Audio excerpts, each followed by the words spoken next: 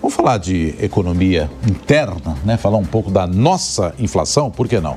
Porque tivemos uma desaceleração nos últimos meses também e o Comitê de Política Monetária do Banco Central, o Copom, não deve alterar a taxa Selic, que atualmente está em 14,75%. Pelo menos é a aposta, né, Beatriz Manfredini, da maioria dos especialistas que acompanham esse assunto. Bom dia para você, bem-vindo aqui ao Jornal da Manhã. Pois é, Nonato, e aposta também da FEComércio, a Federação do Comércio de Bens, Serviços e Turismo aqui do estado de São Paulo. Bom dia para você também, para a Soraya, para todos que nos acompanham aqui no Jornal da Manhã. Então, a FEComércio soltou um posicionamento dizendo que espera pela manutenção, ou seja, que a taxa básica de juros, a Selic, permaneça igual, permaneça no mesmo patamar ao término da reunião do Copom, em 14,75%. De acordo com a FEComércio, isso é possível porque no último mês, apesar de ainda em trajetória de alta, a gente pode perceber uma diminuição na inflação na comparação com o mês anterior. Então, no mês de maio, a alta foi de 0,26% na inflação, só que no mês anterior tinha sido de 0,43%. Então, é uma alta um pouco menor do que vinha se observando antes. E a FEComércio também observou uma desaceleração no preço dos setores de serviços. E eles dizem, então, que isso faz com que a manutenção da taxa Selic seja possível. De acordo com a FEComércio, se o Copom decidir por um aumento na taxa Selic, eles vão estar ali em uma preocupação, em um nível de preocupação excessiva, de acordo com a FEComércio. Apesar de dizer, então, que é possível manter a taxa no patamar atual, a FEComércio destaca e faz uma crítica ao governo federal. E diz que nos próximos meses, se o governo federal não ficar atento, se comprometer com políticas fiscais, a inflação pode voltar a ficar em um patamar, em um ritmo de alta, fazendo também com que o Copom precise aumentar a taxa Selic. De acordo, então, com a FEComércio, olha, se o governo conseguir uma política fiscal mais equilibrada, pode ser, então, que a taxa se mantenha. Mas eles dizem que não parece que isso está na agenda do governo neste momento. Então, fazem ali uma crítica, mas acreditam que, pelo menos por enquanto, dá para manter a taxa no patamar atual, Nonato. E a gente vai conferir logo mais a decisão do Copom. Muito obrigado, Beatriz Manfredini. Assunto também para os nossos comentaristas.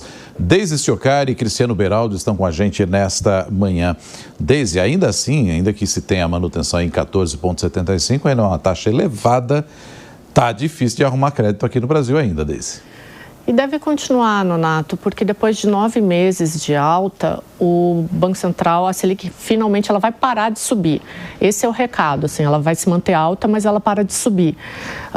Os efeitos dos juros eles já estão sendo sentidos na economia e é mais ou menos assim, o Banco Central ele vai parar de dar um remédio forte para um paciente que ainda está suando frio. Só que o que acontece? O Banco Central ele continua com o dedo no gatilho, porque a nossa economia ela não está estabilizada. Então, para conseguir ter um efeito positivo efetivamente na economia, o Palácio do Planalto também tem que fazer a sua parte, e é isso que eles não estão fazendo. Então, a possibilidade desse juro voltar a subir ela é muito grande. Beraldo, você acredita que o mercado, os investidores de uma maneira geral, podem reagir bem e até entender que a participação de Donald Trump ou a possibilidade, dele entrar nesse conflito seja bom para o mercado, positiva a ideia, e aí isso, claro, interfira também na taxa básica de juros? Olha, Soraya, naturalmente que essa situação de instabilidade no Oriente Médio influencia muito a realidade econômica, porque os países partem do princípio de uma grande incerteza, né? O que vai acontecer? A guerra vai escalar? Nós teremos um problema no fornecimento de petróleo, isso aumenta a pressão inflacionária, há outras repercussões em contratos futuros negociados no mercado financeiro, então isso tudo é levado em consideração. Só que essa discussão no Brasil, Soraya, ela é uma discussão que está muito distante da realidade da população brasileira. Se nós observarmos que 70% das pessoas estão endividadas, desse total de famílias endividadas, nós temos a vasta maioria dos adultos inadimplentes.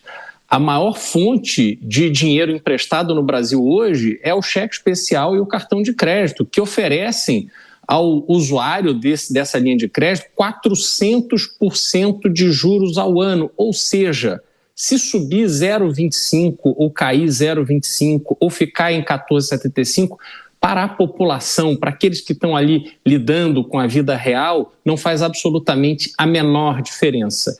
Isso tem impacto, sim, para as contas públicas, em razão dos juros pagos na dívida pelo governo, mas a população, Soraya, ela vive uma realidade que é realmente brutal. Só para ter uma comparação, nos Estados Unidos, nós temos o cartão de crédito cobrando coisa de 4 a 5 vezes os juros básicos estabelecidos pelo Banco Central norte-americano. No Brasil, nós estamos falando de, muitas vezes, nós estamos falando de mais de 20 vezes esses juros. Então, é um país que não consegue distribuir riqueza para a sua população, porque essa riqueza ela é tomada na mão grande, tanto pelo governo em impostos, como pelos bancos em juros. Tá aí a super quarta, né, para decidir tudo isso. A gente vai trazendo o resultado e, claro, as repercussões aqui no Jornal da Manhã.